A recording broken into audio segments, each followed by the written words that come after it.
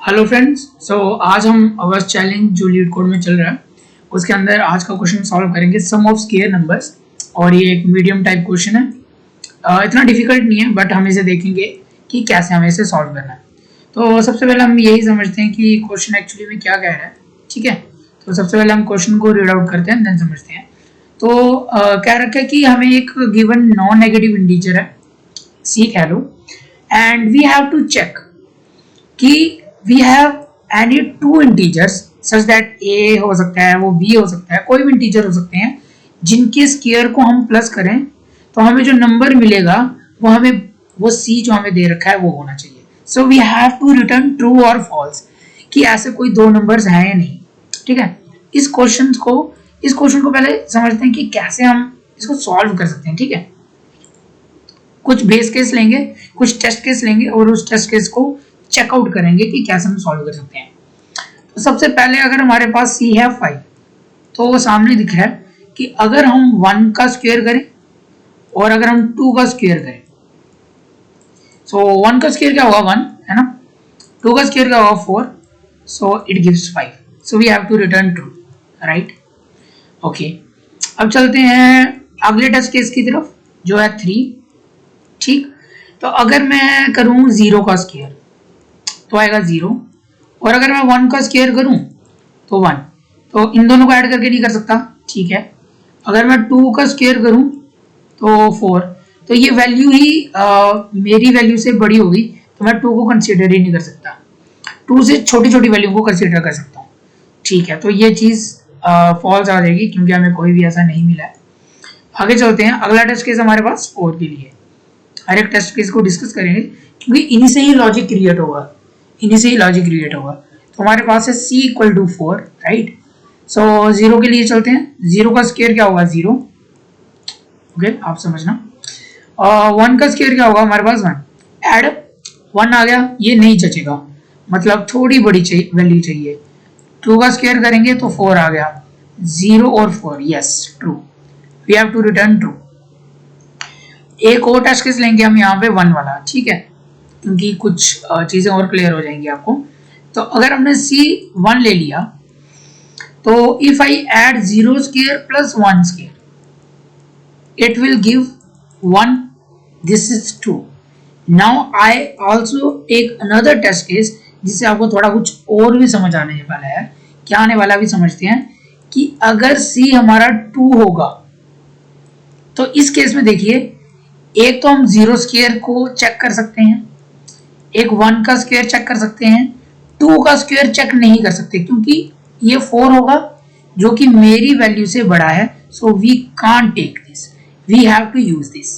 अच्छा, अब इसका आंसर आप क्या कहोगे, आप कहोगे 0 का स्क्वायर 0, 1 का square 1, so it is 1 which is false. No, इस क्वेश्चन के अंदर कहीं पे भी ऐसा नहीं कहा है कि a और b जो हैं ये डिफरेंट होने चाहिए। It means we can take a and b same, मतलब हम 1 का स्क्वायर प्लस 1 का स्क्वायर कर सकते हैं which gives us 2, right, which gives us 2 and this is our answer. Okay, so we have to return true. So यहाँ से कुछ पॉइंट्स हैं जो मैं लेना चाहूंगा और एल्गोरिथम क्रिएट करना चाहूंगा। So क्या एल्गोरिथम हुआ, एल्गोरिथम ये हुआ कि अगर हमें कोई नंबर मिलता है, let's suppose we have some number, let's take 12, तो सबसे पहले मेरे पास ऑप्शंस क्या हैं, ऑप्शंस का मतलब मेरे पास ऑप्शंस क्या हैं जिनको मैं स्क्वायर करके ऐड करूं और मेरे को ये मिल जाए। ठीक है, 0 को कर सकता हूं, ठीक है, 1 को ले सकता हूं क्योंकि इसका 1 होता है, 2 को ले सकता हूं स्क्वायर क्योंकि इसका 4 होता है, 3 को ले सकता हूं क्योंकि इसका 9 होता है, 4 को नहीं ले सकता क्योंकि 4 का स्क्वायर 16 होता है। इसका मतलब कि सबसे पहले जो रूट ऑफ 12 है, यहां से समझना, रूट ऑफ 12 क्या होता है 3 point something. So we have to take values from 0, 1, 2 and 3। इन सब वैल्यूज के जो स्क्वायर होंगे, वो मैं पहले नीचे लिखता हूं। तो 0 का स्क्वायर क्या होगा 0, राइट, 1 का स्क्वायर होगा 1, 2 का स्क्वायर होगा 4 एंड 3 का स्क्वायर होगा 9। ओके, अब यार ये एक प्रॉब्लम है हमारे पास कि अगर आपको दे दिया जाए कि you have a given array like this, इससे आप एक न्यू प्रॉब्लम बना सकते हो। You have a given array like this and you have a target. देखो आपसे इसका एक और क्वेश्चन सॉल्व हो सकता है अगर आपको ऐसा आ गया। तो अगर आपके पास कोई एक ऐसा एरे है और अगर आपको टारगेट दे रखा है 12, so you have to find 2 pairs जिनको ऐड करके हमें ये 12 मिल जाए। अगर मिलता तो रिटर्न ट्रू। समझ आ रही है ना हम एक क्वेश्चन से दूसरे क्वेश्चन में कैसे शिफ्ट हुए। This is the beauty. Okay, यहां तक क्लियर आई थिंक आपको, है ना, यहां तक क्लियर है। अब मैं क्या कर सकता हूं, मैं यहाँ पे एक आई रख लेता हूं, ठीक है, यहाँ पे एक जे रख लेता हूँ। ये एक एल्गोरिदम है, आप समझना कि कैसे इस एल्गोरिदम पे काम कर सकते हैं, ध्यान से समझना। सबसे पहले मैं चेक करूंगा, मेरे पास कुछ केसेस आएंगे। पहला केस, क्योंकि इस जगह पे मैंने आपको बताया कि ए और बी का जो स्क्वायर है, यहाँ पे ए और बी कैन बी सेम। सो ऐसा भी हो सकता है कि 0 और 0 को ऐड भी कर सकूं, राइट। तो सबसे पहले मैं चेक करूंगा कि क्या जो आई पोजीशन पे वैल्यू है, अगर आई प्लस आई करूं तो क्या मेरे को 12 मिलता है। ये बोलेगा नो। तो पहली condition i plus i, this is the first case. क्या ये 12 देता है? No. Okay, now we will check for 9। Second condition है हमारे पास 9 प्लस 9 बोले तो j plus j। If we do this क्या हमें 12 मिलता है? No, it is 18। This is not right. The third condition, a typical condition जो आपको पता भी है, क्या कंडीशन है? क्या हम i और j को ऐड करें? 0 plus 9, what is that? This is 9। ये भी मेरे टारगेट जो 12 था उसके ऊपर नहीं है। अब आती है मेरे पास मेन कंडीशन, जहां पे मेरे को स्टेप लेने पड़ेंगे कुछ। अगर इनमें से कोई भी कंडीशन मेट होती है, I have to return true. अगर इनमें से कोई भी, इन तीनों कंडीशन में से कोई भी कंडीशन मेट नहीं होती है, मैं क्या करूंगा? मैं करूंगा i और मैं करूंगा j को ऐड। ये दिख रहा है कि ये एरे तो सॉर्टेड ही होगा हमारे पास, और ये एरे कैसे बनाएंगे ये भी देखेंगे कोड सेक्शन में। फिलहाल आप एल्गोरिथम समझो। मैंने i और j को ऐड किया, so what it is 0 plus 9 which is 9। It means जो 9 है वो मेरे 12 से छोटा है। इसका मतलब मैंने शायद कोई छोटी वैल्यू ऐड कर दी है। मेरे को क्या करना पड़ेगा इस केस में? अपनी वैल्यू को बढ़ाना पड़ेगा। समझो इस चीज को, मैंने i और j को ऐड किया, right, and I have 9, but what I want 12। So I want 12, I get 9। इसका मतलब मेरे पास कोई छोटी वैल्यू है जो कि ऐड हो चुकी है, जिस कारण मेरे को एक छोटी वैल्यू मिली। At this condition I have to increment my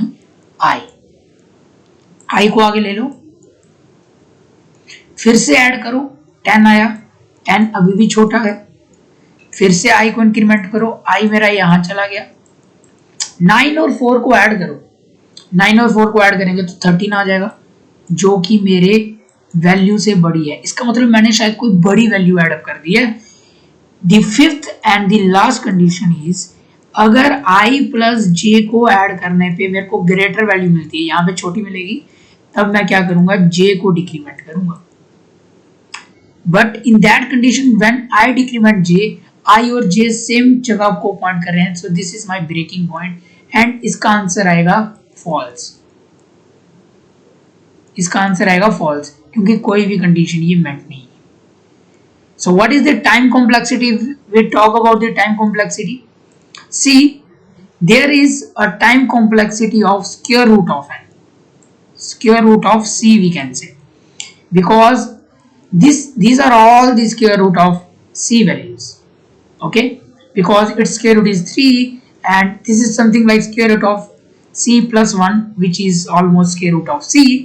And if I talking about the space complexity, so यहाँ पे हम एक एरे यूज कर रहे हैं जो कि square root of c plus 1 की टाइम कॉम्प्लेक्सिटी रखता है। Now let's talk about its code, how we can code it. तो चलते हैं, दिस इज द थिंग। थोड़ा मेरे को इंक्रीज करना दो फॉन्ट कि आप कोड देख पाओ, राइट। सो यहाँ पे सबसे पहले ये फंक्शन को समझते हैं। तो सबसे पहले मैंने क्या किया, ये मेरा यहाँ से कोड शुरू होता है।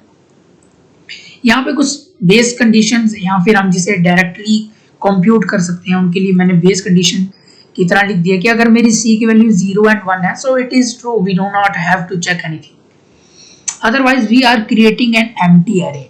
क्यों? क्योंकि मेरे को वो जो स्क्वायर रूट वाली वैल्यूज हैं वो करनी है। अब मेरे को स्क्वायर रूट ऑफ वैल्यूज कैसे मिलेंगी? मैं पाइथन के अंदर स्क्वायर रूट वाला ये मैथ्स लाइब्रेरी है, वहां से मैं स्क्वायर रूट ऑफ c निकाल सकता हूँ +1। Why this +1? Because we have to go till 3, क्योंकि अगर हम ये फॉर लूप लगाते हैं पाइथन के अंदर तो अगर आप यहाँ पे 3 लिखते हो रेंज में तो वो 2 तक चलेगा, सो हमें 3 तक ही जाना, that's why I made it +1। आप ये स्क्वायर रूट निकाल सकते हो खुद भी, you know the binary format how we can do it. और मैंने एरे के अंदर अपेंड कर दिया हर एक आई का स्क्वायर, ठीक है। और यहाँ पे मैंने एक एरे पास कर दिया अपने दूसरे फंक्शन को और सी जो कि मेरा टारगेट है, राइट। तो यहाँ पे मेरा आ गया array and this is my target. मैंने आई और जे पॉइंटर क्रिएट किए and after that we have to check some condition. The first condition, array of I and array of I, if it is equal to target we have to return true. Okay, if it is not we have to check for j, the second condition. If it is not we have to check for third condition, array I and j. If it is not right we have to check our last conditions, and अगर इनमें से कोई भी condition, if none of the condition satisfied, at last we have to return false, and यहाँ से हम वो चीज रिटर्न कर लेंगे। एक बार सबमिट कर देते हैं एंड सबमिट कर दिया है। ओके, सो फ्रेंड्स अगर वीडियो आपको अच्छी लगी तो ज़रूर वीडियो को लाइक करें और शेयर करें, सब्सक्राइब करें, और अगर आपको मेरी एक्सप्लेनेशन अच्छी लगी हो तो ज़रूर कमेंट करें, क्योंकि फिर मैं आपके लिए हर मतलब जितनी भी लीड कोड के अंदर अच्छी अच्छी प्रॉब्लम्स हैं सबकी वीडियोस लाऊंगा, और जैसा भी फीडबैक आप देना चाहें आप ज़रूर दें। Thank you friends and have a nice day, bye bye.